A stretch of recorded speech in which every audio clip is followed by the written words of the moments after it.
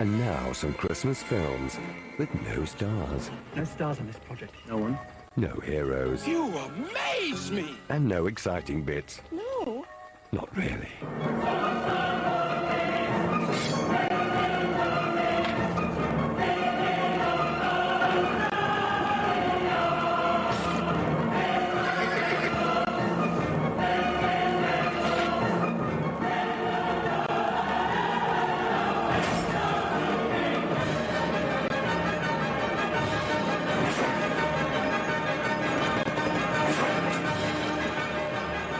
Some of the biggest films around this Christmas are on BBC2.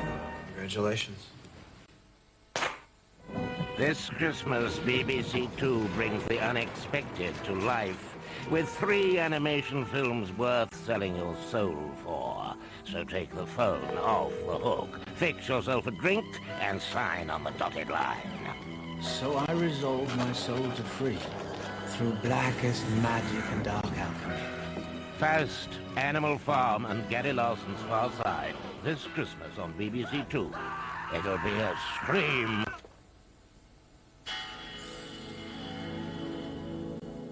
Now on BBC2, will the meeting with a young mother and her child be Richard Kimball's undoing?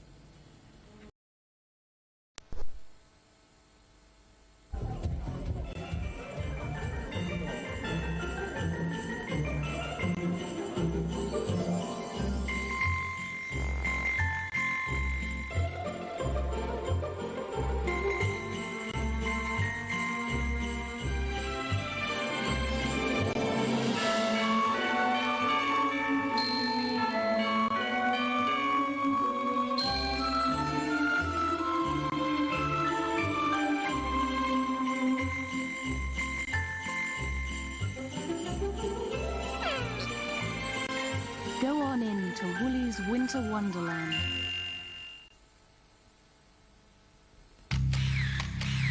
Hollywood tycoon. He dated the most beautiful, sometimes 2 at a time. Aviation pioneer. He built the largest plane ever, yet flew it only once. Craved adulation, yet hated crowds. Recluse. Imagine life in a darkened room, naked, body unwashed, hair, beard, nails uncut. The Extraordinary Secret Life of Howard Hughes, tonight at 9 on 4. All is not what it seems for the boys of Blue Watch. She's hiding something, I know that. Good for me, you know. I want you to stay.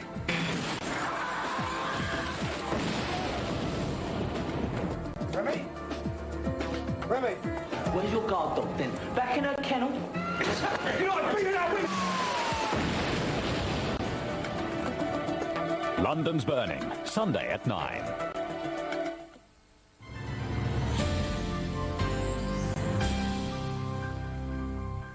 Well, Nicky Campbell spins the Wheel of Fortune in half an hour, but first, Granada tonight. Tonight, the failures in the health service, which it's claimed led to the death of a 10-year-old boy. An international fraud which is costing British business £300 million a year. We have a special report. And as the schools prepare to break up for Christmas, we join the class for studies in how to play Santa. That's Granada Tonight.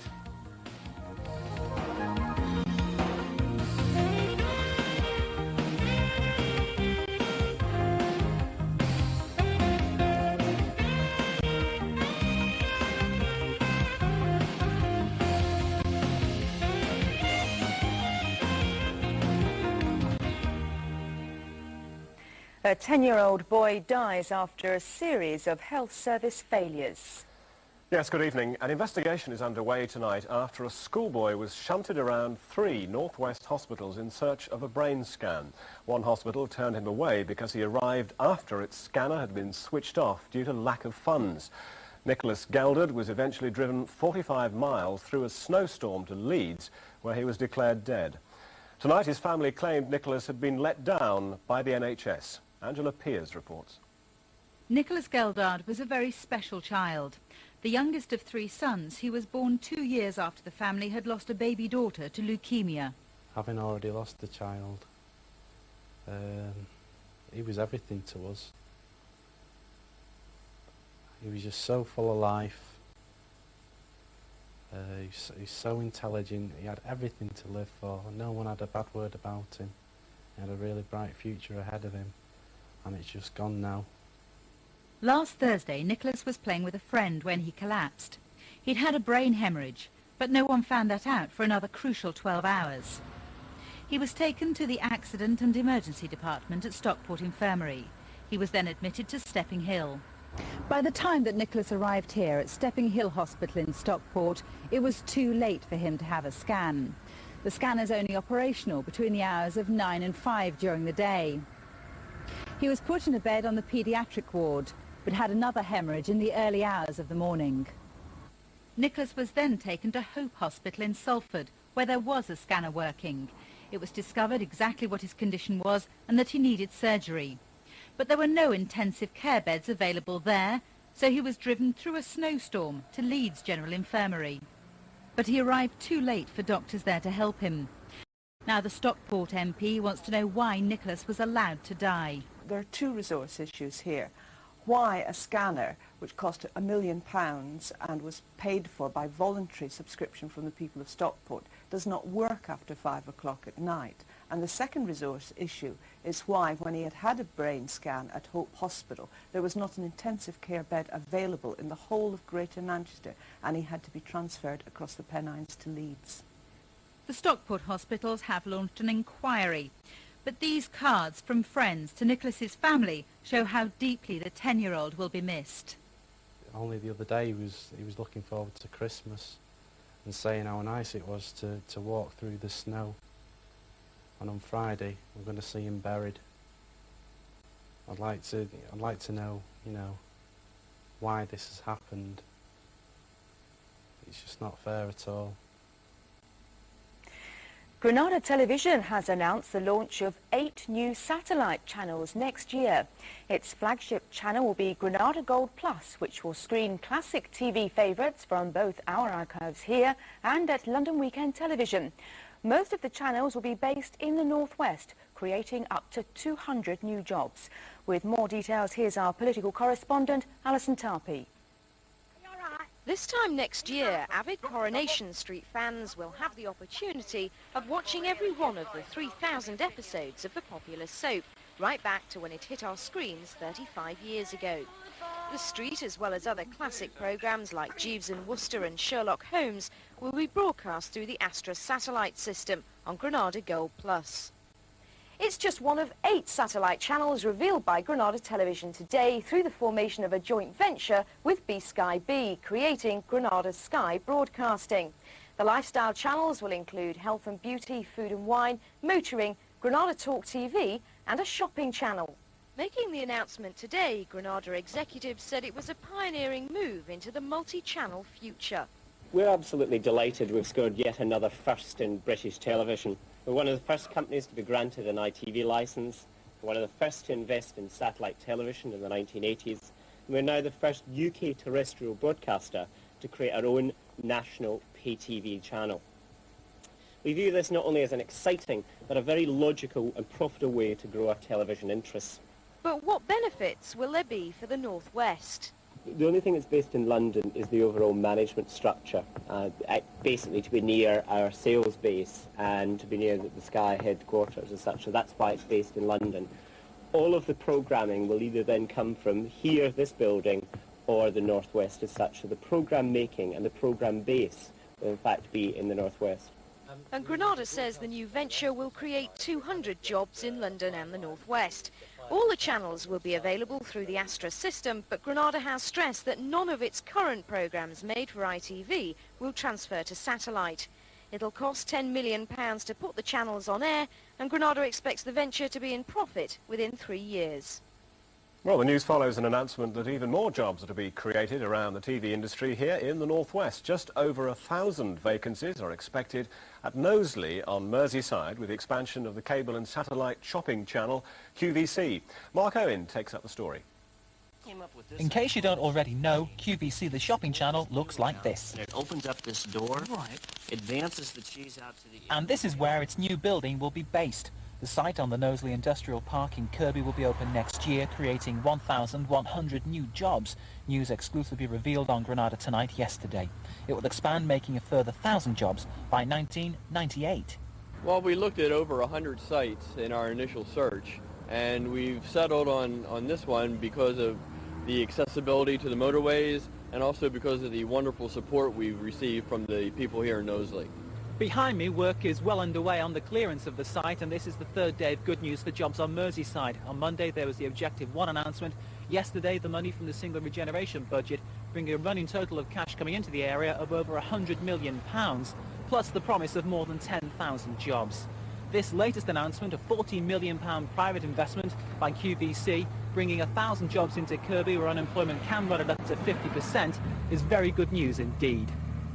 And still to come on Granada Tonight, why Scylla turned to Blackpool for help 30 years on after running into a lot of trouble with the Department of Transport. Stay with us for that, but first it's over to So Rahman in Liverpool for the rest of the day's news. So. Thank you, Andrew. First here in Liverpool, a 15-year-old boy has been sentenced to 4 years detention for stabbing a man to death with a penknife. At the city's Crown Court, the judge said it was another tragic case where a life had ended after a knife attack. The boy's from Blackburn but can't be named for legal reasons. He denied murdering 25-year-old Paul Jury but admitted manslaughter on the grounds of provocation. Police are questioning 2 men tonight about the murder of a Liverpool man who was gunned down in the street. Paul Ogbui was attacked by gunmen in the Toxteth area of the city earlier this month. He was 23. The men are being held at Admiral Street Police Station. Unemployment's down again in the region according to the latest government figures. The number of people out of work in the northwest is down on last month by 1,600 to 244,000. 8.4% of the population is now out of work in the area. That's still higher than the national average. An update on the docker strike in Liverpool now in its 12th week. Dock managers meet the General Secretary of the Transport and General Workers Union next week for more talks on ending the dispute. 70 tugboat workers went on strike yesterday in support of the dockers who were dismissed in September for taking unofficial strike action.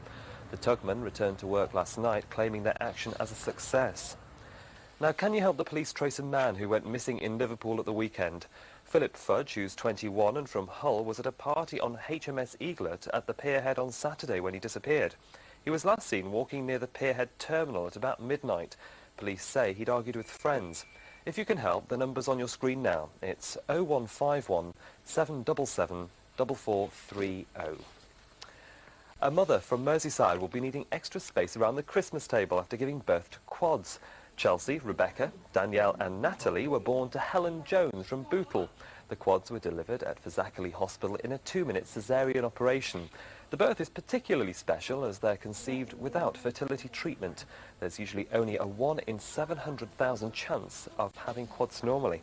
Well done. Now it's back to Andrew and details of a special Granada Tonight report. Andrew. That's right, so it started with a simple phone call. 6 weeks later, a businessman from Cheshire had lost a fortune.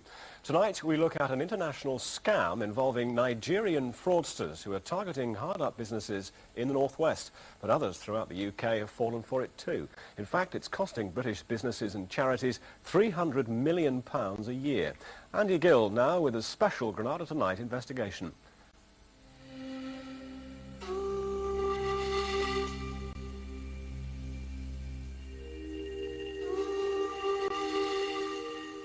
Last June, someone in Nigeria posted a letter to Cheshire. It was addressed to a retailer whom we've called John. We've used an actor to take his part, but the voice you hear is John's own, slightly altered. I was sitting in my office one morning. My business is a bit in trouble, and I was wondering where I was going to pay my debts from. And this letter appeared on my desk, offering me the sum of 30% of $30 million for what apparently appeared to be absolutely nothing. The letter was from a man claiming to be a Nigerian government official. He said he wanted to transfer more than 30 million dubiously obtained dollars overseas for safekeeping. If John let him use his bank account to transfer the money into, they'd give him a 30% cut, attempting $10 million. But first, John had to send copies of his company's letterhead and agreed to help pay expenses.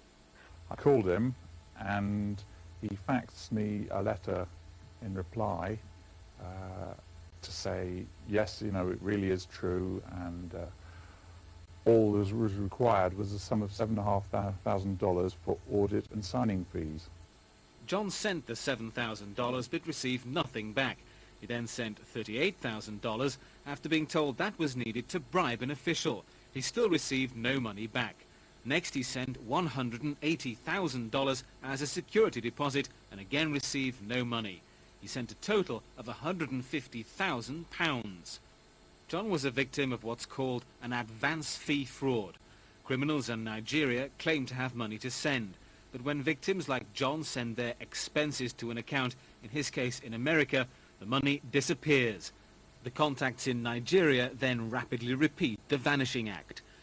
We telephoned a man calling himself Prince Ike Okum, who'd written the card. Well, well done, Jason. It's a VV good card, which is very, very good and kind of cool speak. Have a look at this. Life-size Tigger, I think. And Tigger knows whose birthday it is. Do you get it? Tigger knows whose birthday it is because it's Joseph's birthday. Joseph Holmes from St. Anne's. This is with lots of love from Mummy, Daddy and your grandparents, and you're 3 years old today, and I'll just put you in there. Achoo! Like that. Be playing with that one later, I think. And this is a cuddly, cuddly, cuddly panda bear here to wish a very happy birthday. It's got flowers. I think it's his girlfriend. Yay, Natasha, hello. This is for you and your two, with lots of love from everyone who knows you, especially Mummy, Daddy and Kate. And you look very nice in matching hat and dress there. Booby posh. And have a look at this. Very glamorous postman Pat. A little bit of glitter there around the glasses. Very nice effect. And under the 3 is James, because he's 3 years old today. Hello, this comes with lots of love from everyone who knows you, your big brother Thomas, Mummy, Daddy, and you come from Winchester, or your grandparents sending you loads of love. Here's Spot the dog, and can you spot the birthday girl? She's under there. Hello, Melissa Grease, with lots of love from Mummy, Daddy, Maxie the cat, and you're having a party later, so have a groovy time at your party. Hope you enjoy it. And here's Kaylee. Hello, Kaylee, it's your birthday today. You're 2 years old today, with everyone who knows you on the Isle of Man. And here, finally, is the lovely, lovely Rodney. Hello, Rodney. Happy birthday from everyone who knows you. Don't forget the lunch club at 1 with Melvin and Maureen. Bye-bye.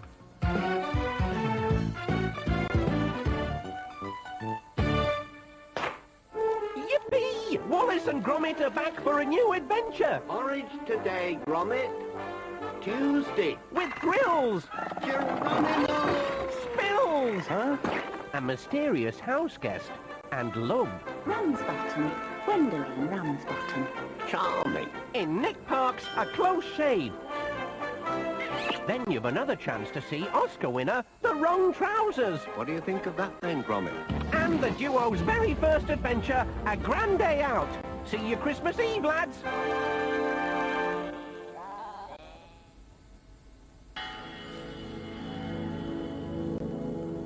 Making music on the high seas now on BBC2 in this morning's film, Melody Cruise.